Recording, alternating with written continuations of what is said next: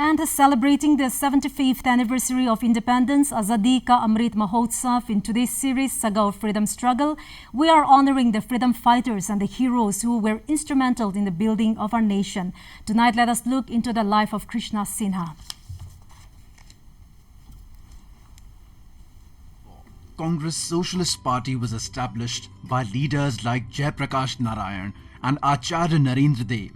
The success of the Russian Revolution had sowed the seeds of socialism in the minds of Indians during the 1920s and 1930s. There was a lot of young population that was dissatisfied with the withdrawal of the non-cooperation movement and also with the nationalists' political actions. The ideologies were given tremendous push by star campaigners like Bhagat Singh, Jawaharlal Nehru and Subhash Chandra Bose. Thus, in 1934, Congress Socialist Party helped organize peasants and workers in class organizations, promoted anti-imperialism, fight against poverty and landlordism. Their momentum came during the Quit India movement, when Congress Socialist Party members participated in large numbers and kept the movement alive in the absence of top leaders, who were all arrested by the imperial rulers. On the 21st of October 1943, Netaji Subhash Chandra Bose announced the establishment of the Provisional Government of Azad Hind in Singapore. It was known as Arzi Hukumat-e Azad Hind. The provisional government not only enabled Bose to negotiate with the Japanese on an equal footing, but also facilitated the mobilization of Indians in East Asia to join and support the INA.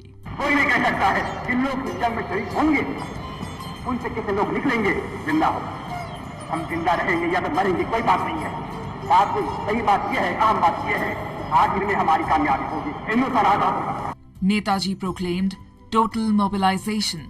He said, "Time has come for 3 million Indians living in East Asia to mobilize all their available resources, including money and manpower. Half-hearted measures will not do. Out of this total mobilization, I expect at least 300,000 soldiers and 3 crores, that is $30 million. With the formation of the Provisional Government of Azad Hind, mobilization of the Indian communities for armed struggle was stepped up. Many Indian civilians from Malaya, Thailand and Burma responded enthusiastically.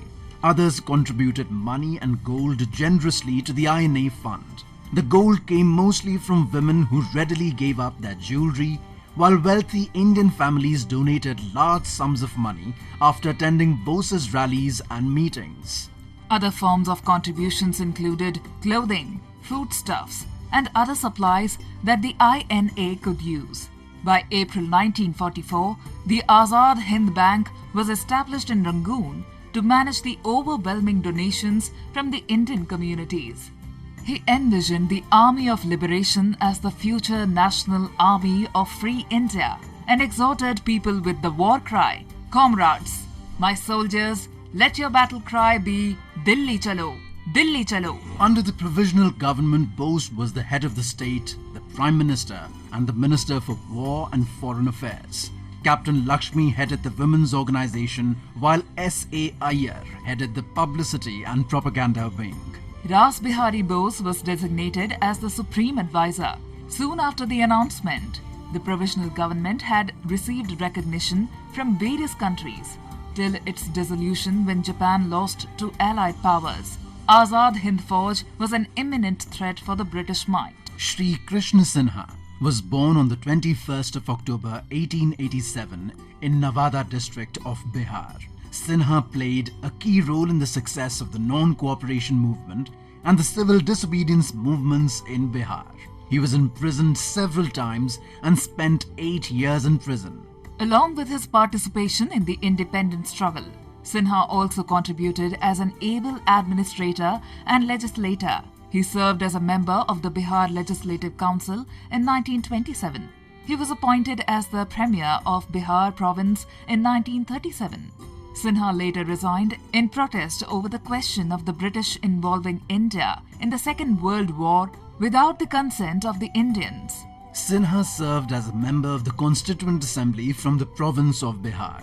In the assembly, He took active part in discussions relating to the objective resolutions. Post-independence, Sinha was appointed as the first Chief Minister of Bihar. He was known for being the first Chief Minister of the country to abolish the zamindari system, implementing river valley projects in Kosi, Aghor and Sakri, and also introducing heavy industries like oil refining and fertilizer production in Bihar. He passed away on 31st of January 1961.